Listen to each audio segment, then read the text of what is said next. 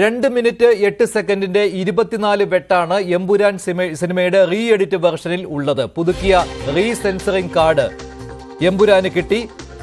ചിത്രത്തിലെ പ്രധാന വില്ലന്റെ പേര് ബൽദേവ് എന്നാക്കി മാറ്റി. ഇതാണ് പ്രധാനപ്പെട്ട തിരുത്ത് വന്നിരിക്കുന്നത്.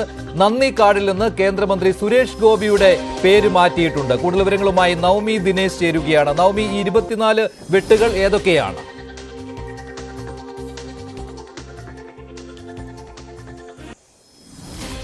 മഞ്ജുഷി, തുടക്ക സമയത്ത് എമ്പുരാന് 17 വെട്ട് എന്നായിരുന്നു അറിയിച്ചിരുന്നത്. പക്ഷെ ഇതിന്റെ സെൻസർ ചെയ്തതിന്റെ കോപ്പി, അതായത് ഇതിന്റെ ഒരു റിപ്പോർട്ട് പുറത്തു വരുമ്പോൾ അതിൽ 24 വെട്ടാണുള്ളത്. അതായത് 2 മിനിറ്റ് 48 സെക്കൻഡ്. ഇതിൽ സ്ത്രീകൾക്കെതിരെയുള്ള ആക്രമണങ്ങൾ കാണിക്കുന്ന സീനുകൾ മുഴുവനും വെട്ടിക്കളഞ്ഞിരിക്കുന്നു. അതോടൊപ്പം വില്ലന്റെ പേര് ബജ്രംഗി എന്നതിൽ നിന്നും ബൽദേവ് എന്നാക്കി. എമ്പുരാന്റെ ടൈറ്റിൽ കാർഡിൽ നിന്നും സുരേഷ് ഗോപി MP-യുടെ പേര് ഒഴിവാക്കി എന്നുള്ളതാണ് ഏറ്റവും പ്രധാനപ്പെട്ട കാര്യം. ഈ സിനിമ എഴുതി കാണിക്കുമ്പോൾ തന്നെ ആദ്യം നന്ദി പറയുന്നത് സുരേഷ് ഗോപിക്കാണ്.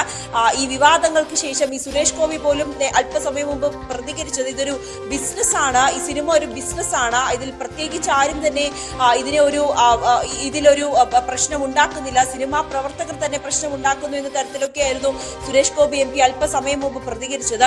അതോടൊപ്പം തന്നെ തന്റെ പേര് ഇതിൽ നിന്ന് മാറ്റണമെന്ന് നേരത്തെ തന്നെ അണിയറ പ്രവർത്തകരോട് സുരേഷ് ഗോപി ആവശ്യപ്പെട്ടിരുന്നു എന്ന തരത്തിലുള്ള വാർത്തകളൊക്കെ പുറത്തു വരുന്നതിനിടയിലാണ് ഇപ്പോൾ എന്തായാലും സുരേഷ് ഗോപി MP-യുടെ പേര് ഒഴിവാക്കി എന്ന് തന്നെ മനസ്സിലാകുന്നു.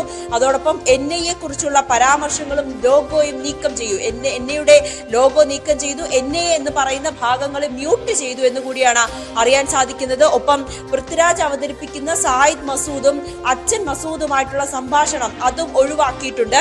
അതോടൊപ്പം തന്നെയാണ് മതചിഹ്നങ്ങളുടെ പശ്ചാത്തലത്തിൽ വാഹനം കടന്നു പോകുന്ന 2 രംഗങ്ങളുണ്ട്. ആ 2 രംഗങ്ങളും ഒഴിവാക്കി. ജ്യോതിസ് മോഹൻ IRSന്റെ പേരും ഒഴിവാക്കി എന്നാണ് ഇപ്പോൾ ഈ റിപ്പോർട്ട് പ്രകാരം നമുക്ക് മനസ്സിലാകുന്നത്. അതോടൊപ്പം തന്നെ ആഭ്യന്തരമന്ത്രിയെ കുറിച്ചുള്ള ബജ്രംഗിയുടെ സംഭാഷണവും ഒഴിവാക്കിക്കൊണ്ടാണ് പുതിയ വേർഷൻ ആയിട്ടുള്ള ഈ എമ്പുരാന്റെ റീ എഡിറ്റ് പതിപ്പ് ഇനി മുതൽ തിയേറ്ററുകളിലേക്ക് എത്തുക.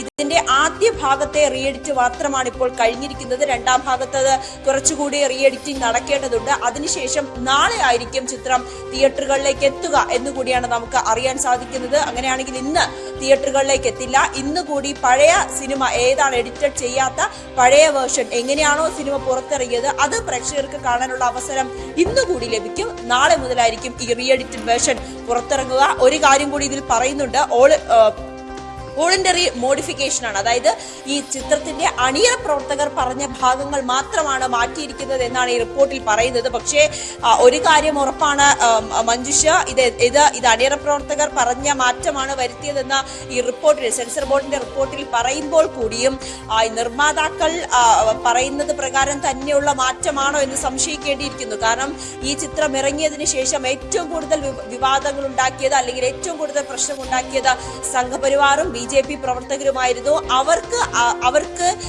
അവർക്ക് യോജ്യമല്ലാത്ത, അല്ലെങ്കിൽ അവർക്ക് ഏറ്റവും കൂടുതൽ പൊള്ളുന്ന ഭാഗങ്ങൾ മാത്രമാണ് ഈ സിനിമയിൽ നിന്ന് മാറ്റിയിരിക്കുന്നത് എന്നാണ് ഏറ്റവും പ്രധാനപ്പെട്ട കാര്യം.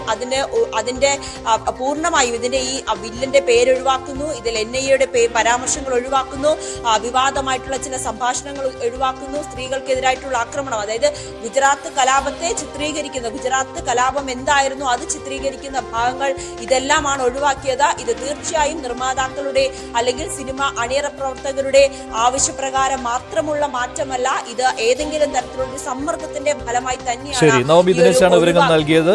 റീ സെൻസറിംഗ് കഴിഞ്ഞ് സിനിമ ഉടൻ തന്നെ തിയേറ്ററുകളിലേക്ക് എത്തും. ഇനി പുതുക്കിയ പതിപ്പായിരിക്കും തിയേറ്ററുകളിൽ വരുന്നത്. അതിൽ ഗുജറാത്ത് കലാപം എന്ന് തോന്നിക്കുന്ന രീതിയിൽ 2002 എന്ന് വർഷം എഴുതി കാണിച്ചിരുന്നു, അതും മാറ്റിയിട്ടുണ്ട്. കുറച്ചു വർഷങ്ങൾക്ക് മുൻപ് എന്നാക്കി ഈ തിരുത്ത് വരുത്തിയിട്ടുണ്ട്. കൂടുതൽ തിരുത്തും വരുത്തിയിരിക്കുന്നത് വില്ലന്റെ പേരിലുണ്ടായിരിക്കുന്ന മാറ്റവും സ്ത്രീകൾക്കെതിരെയുള്ള ആക്രമണങ്ങളുമാണ്. എന്തായാലും 2 മിനിറ്റ് 8 സെക്കൻഡിന്റെ വ്യത്യാസമാണ് വരുത്തിയിരിക്കുന്നത്. നേരത്തെ ആന്റണി പെരുമ്പാവൂരും പറഞ്ഞിരുന്നു ചെറിയ ചില മാറ്റങ്ങളാണ് വരുത്തിയിട്ടുള്ളത് എന്ന്.